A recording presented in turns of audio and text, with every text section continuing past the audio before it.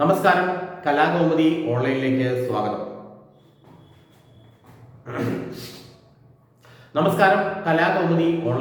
സ്വാഗതം.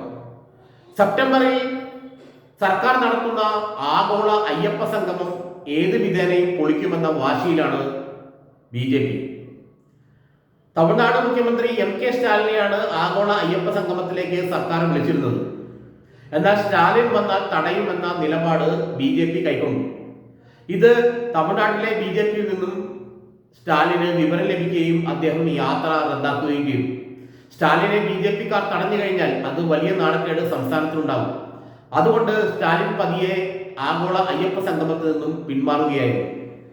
കാരണം ഹൈന്ദവ വിശ്വാസികളെ അപമാനിക്കുന്ന തരത്തിലാണ് സ്റ്റാലിനും സ്റ്റാലിന്റെ മകനുമൊക്കെ പ്രസ്താവനകൾ ഇറക്കുന്നതെന്നും അതുകൊണ്ട് ആഗോള അയ്യപ്പ സംഗമത്തിന് സ്റ്റാലിനെ കൊണ്ടുവന്നാൽ അത് ഹിന്ദുക്കളെ അവഹേളിക്കുന്ന തരത്തിലുള്ളതാകുമെന്നുമാണ് BJP പ്രചരിപ്പിച്ചത്.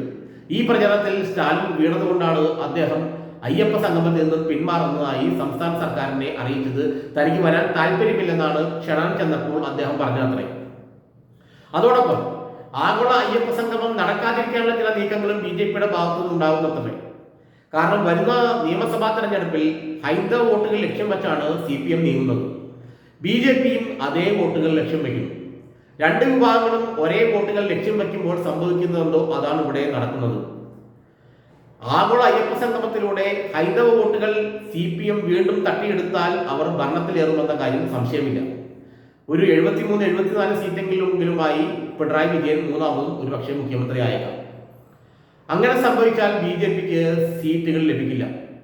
കാരണം CPMന് അല്ലെങ്കിൽ LDFന് 73-76 സീറ്റ് ലഭിക്കണമെങ്കിൽ നേമം പോലുള്ള മണ്ഡലങ്ങളിൽ BJP പരാജയപ്പെടണം. തൃശ്ശൂർ പോലുള്ള മണ്ഡലങ്ങളിലും പാലക്കാട് മണ്ഡലത്തിലും BJP പരാജയപ്പെട്ടാൽ മാത്രമേ 74-75 സീറ്റുകളിലുമായി പിണറായി വിജയന് മൂന്നാം തവണയും അധികാരത്തിൽ എത്താൻ കഴിയുകയുള്ളൂ.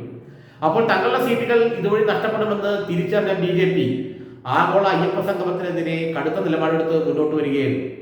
സ്റ്റാലിനെ ക്ഷണിക്കുന്നതിനെതിരെ ആദ്യം BJP കടുത്ത നിലപാട് ഉയർത്തിയതും ഇത് മുന്നിൽ കണ്ടുകൊണ്ടാണ്. തങ്ങൾക്ക് ഇപ്പോൾ കരഗതമായിരിക്കുന്ന ഹൈന്ദവ വോട്ടുകൾ CPM തട്ടിയെടുക്കുമോ എന്നുള്ള ഭയം അവർക്ക് നന്നായുണ്ട്.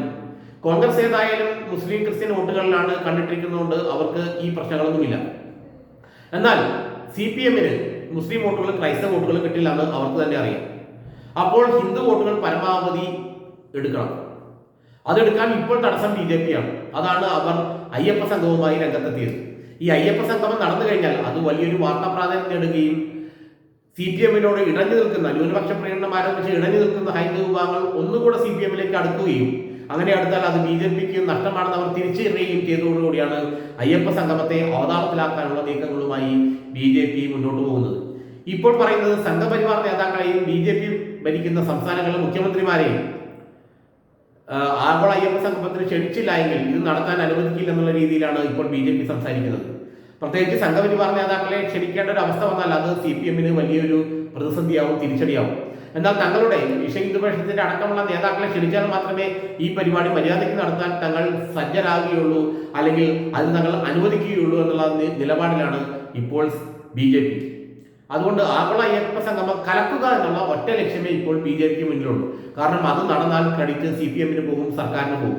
ഒരു കാരണവശാലും ഹിന്ദുക്കളുടെ ചാമ്പ്യനാകാൻ CPMനെ അനുവദിക്കില്ല എന്നുള്ള നിലപാടിലാണ് ഇപ്പോൾ BJP. അതുകൊണ്ട് ആഗോള അയ്യപ്പ സംഗമം എങ്ങനെയും പൊളിക്കാനുള്ള തത്രപ്പാടിലാണ് അവർ.